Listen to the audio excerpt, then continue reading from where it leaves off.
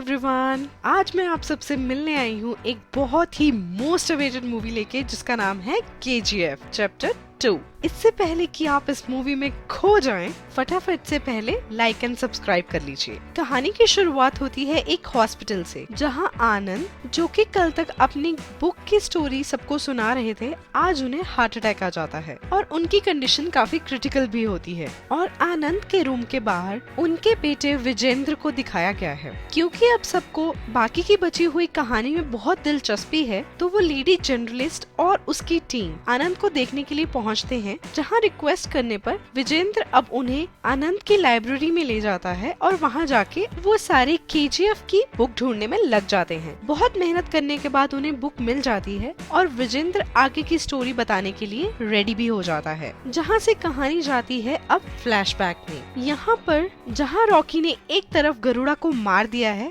वहीं दूसरी तरफ KGF में काम करने वाले वर्कर्स ने गरुड़ा के साथियों को भी मार गिराया है। अब गरुड़ा के पार्टनर सब इस होप में पहुंचे हैं कि विराट का अब राज्याभिषेक होगा और वो लेगा KGF, और कुछ तो बीच में विराट को मरवाने का भी सोच रहे होते हैं। बट रॉकी की एंट्री होने के बाद सबको पता चलता है कि रॉकी विराट को पहले ही मार चुका है और अब जो KGF होगा वो होगा रॉकी के अंडर। ये सुन के सारे थोड़ा चौंक जाते हैं और मीटिंग में मौजूद कमल को बहुत ही गुस्सा आता है रॉकी पर, क्योंकि रॉकी अब जबरदस्ती रीना को भी वहीं ले आया होता है और वो सबके सामने ये भी बोलता है कि रीना अब उसके साथ यहीं KGF में रहेगी। जिसे सुन के कमल रॉकी को उसकी औकात याद दिलाता है और उसे मारने की धमकी भी देता है। ये सब सुनते ही भरी मीटिंग में अब रॉकी शूट कर देता है कमल को और सारे हक्के बक्के रह जाते हैं। और इसे देख के अब रीना के फादर भी कुछ नहीं बोलते और रीना को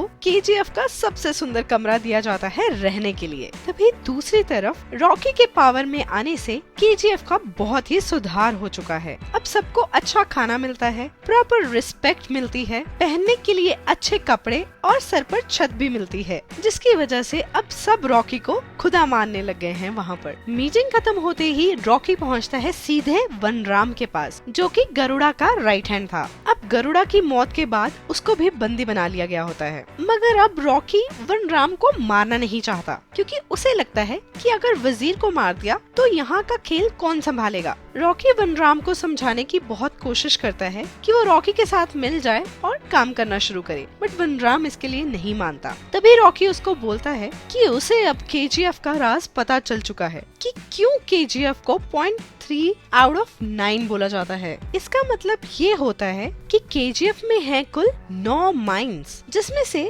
सिर्फ एक के बारे में ही सबको पता है और जिसमें से माइनिंग होती है, बाकी 8 को छुपा कर रखा गया है। अब ये सुनते ही वनराम मान जाता है रॉकी के साथ काम करने के लिए और उसको कहता है कि पहले हमें एक आर्मी खड़ी करनी होगी अपनी चेक पोस्ट पर, क्योंकि अब KGF पर खतरा बहुत बढ़ चुका है। और नेक्स्ट सीन में अब वनराम ट्रेन करना शुरू कर देता है वहाँ के ही वर्कर्स को। अब जैसे ही इन सब 9 माइंस के बारे में पार्टनर्स को पता चलता है, तो सारे अब एकदम शॉक हो जाते हैं, जिसे देख के रॉकी अब प्रोडक्शन बढ़ाने की बात करता है और सब पार्टनर्स को नॉर्मली काम करने के लिए भी बोलता है। दूसरी तरफ अब वर्कर्स नहीं तैयार बाकी माइंस की खुदाई करने के लिए और डर के मारे कोई अंदर जा भी नहीं रहा। तभी अब रॉकी उठाता है अपना हथौड़ा और सबसे पहले करता है खुदाई का काम शुरू, जिसे देखकर सारे बहुत ही जोश से भर जाते हैं और काम करना शुरू कर देते हैं। अब माइनिंग के दौरान वहाँ से गिरती है एक बहुत ही बड़ी सी तलवार, जो कि होती है अब अधीरा की,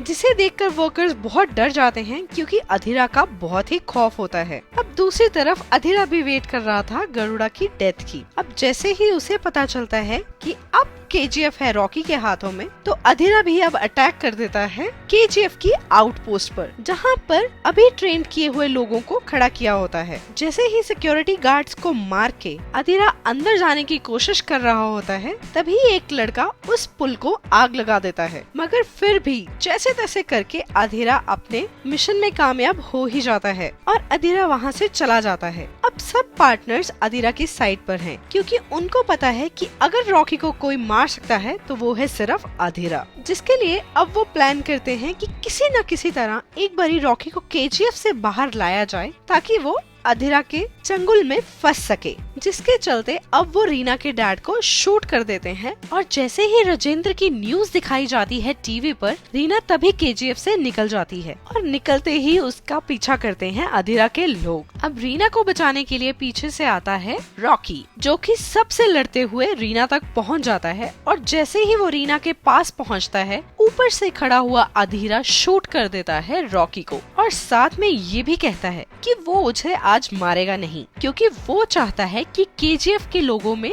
डर पैदा हो, खौफ पैदा हो और वो रॉकी को इस हालत में देखें ताकि उनका हौसला टूट जाए। इसीलिए जख्मी हालत में रॉकी को अब वापस केजीएफ में ले जाया जाता है, जहां एक तरफ अधिरा ने धमकी दी है कि आज से केजीएफ के बाहर कोई भी ट्रक नहीं निकलेगा और निकलते ही उसे शूट भी करवा देता है। दूसरी तरफ शेट्टी मुंबई में रॉकी के साथ काम करने वाले सारे लोगों को दावत पर बुला के उनको जहर दे देता है। अब हालात इतने बिगड़ने पर जैसे ही रॉकी थोड़ा सा ठीक होता है, वो अपने चाचा को, जिनके साथ वो मुंबई में रहता था, उनको लगाता है कॉल और आखिरी मदद करने के लिए रिक्वेस्ट करता है। तभी वहाँ एक माँ आती है जिसका बच्चा आउटपोस्ट पर मर गया था। वो आखिरी बार अपने बेटे को देखने के लिए बोलती है। इसके बाद अब रॉकी का हेलीकॉप्टर तैयार हो जाता है, जिसमें रॉकी जख्मी हालत में रीना के साथ बैठकर खूब सारा पैसा और खूब सारा सोना लेकर वहाँ से चला जाता है। अब किसी को भी कुछ भी पता ना होने की वजह से सबको ये लगता है कि रॉकी वहाँ से चले गया है सब कुछ छोड़ छाड़ कर। नई जगह पहुँचते ही अब रीना रॉकी से पूछती है कि जब सबको तुम्हारी जरूरत थी, तुम सब छोड़ के भाग के यहाँ क्यों आ गए? तभी खलील की गाड़ियाँ आती हैं अब रॉकी को लेने।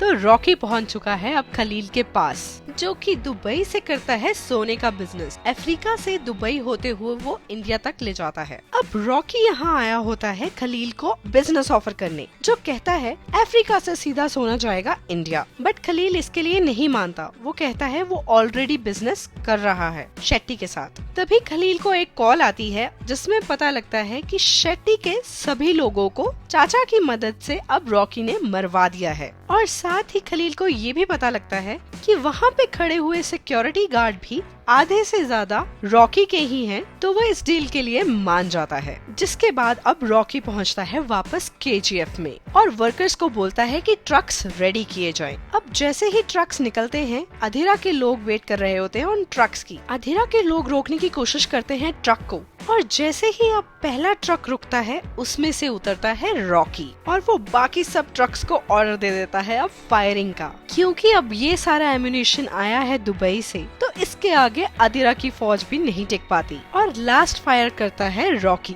मगर वो अधिरा को जिंदा छोड़ देता है। और यही आता है रॉकी का वायलेंस वाला सुपर हिट डायलॉग भी। दूसरी तरफ जहाँ सब पार्टनर्स मिलके ये प्लान बना के बैठे होते हैं कि वो नारायण की सरकार गिरा देंगे, क्योंकि रमिका एक ऐसी लेडी है जो पीएम बनते ही केजीएफ में से रॉकी को उधेड़ बाहर कर सकती है। अगर उसे पीएम बना दिया गया तभी कुछ हो सकता है। अब नारायण सब पार्टनर्स के साथ मिलके जहाँ एक तरफ अपनी ही सरकार गिराने में जुट गया था, वहीं जैसे ही रॉकी को ये सब पता लगता है, वो साथ ही जैसे तैसे करके सरकार गिरने से बचा लेता है। और अब इसके बाद पहुंचता है रॉकी शेट्टी के पास और उसे भी मार गिराता है, क्योंकि शेट्टी ने बोला था कि रॉकी वहाँ पर आके शेट्टी के पैर दबाए और साथ में एंटरटेनमेंट के लिए अपनी रानी को भी लेके आए, जिसकी वजह से अब शेट्टी अपनी जान से हाथ धो बैठता है। दूसरी तरफ नारायण अब बोलता है रॉकी को कि अगर तुम्हें केजीएफ को संभाल के रखना है तो तुम्हें रमिका को मरवाना होगा, जिसे सुनते ही रॉकी बोलता है कि मैं किसी औरत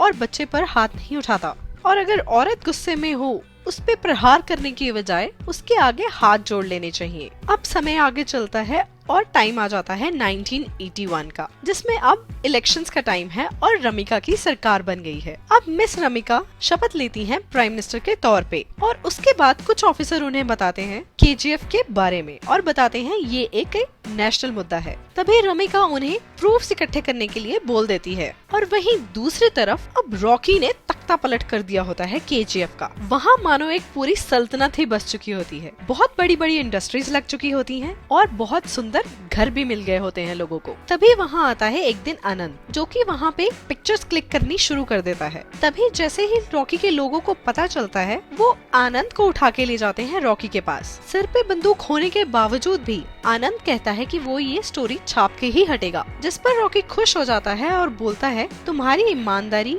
और तुम्हारे हौसले को मेरा सलाम है। तुम छापो, जरूर छापो, बट छापो बिल्कुल सच्चाई। अब हर तरफ छापे बजने शुरू हो गए हैं गोडाउन्स पे रॉकी के, बट कहीं से भी कुछ भी नहीं मिल पाता और आखिरकार उनके हाथ लगता है एक सोने का बिस्किट, जिस बिस्कुट को ले जाया जाता है अब पुलिस स्टेशन। और जैसे ही ये बात पता चलती है रॉकी को, अब रॉकी चल देता है अपने बिस्किट को वापस लाने। हालांकि अभी तक कुछ खास लोगों ने रॉकी को देखा नहीं होता, बट खौफ पैदा करने के लिए उसका नाम ही काफी होता है। उसके नाम से ही पुलिस स्टेशन में सारे लोग थर-थर कांप जाते हैं जैसे ही उनको पता लगता है कि रॉकी आ गया है। और साथ ही एक पुलिस वाला फटाफट जाके रॉकी को वापस उसका बिस्किट भी दे देता है। रॉकेट पुलिस स्टेशन से बाहर निकलता है, तभी वो एक मशीन गन जिसका नाम बड़ी माँ होता है उसे टेस्टिंग के लिए लेके आया होता है। उसको सेट करके वो दे दनादन फायरिंग करता है अब पुलिस स्टेशन पर। सब गाड़ियां मानो और स्टेशन तहस नहस कर देता है। दूसरी तरफ अब पीएम को कुछ मिल जाते हैं एविडेंस रॉकी के खिलाफ, जिसमें कि वो अब पैसे ट्रांसफर कर रहा है एम्प्लॉइज के अकाउंट में, बट उन सब का ट्रस्टी वो खुद ही है।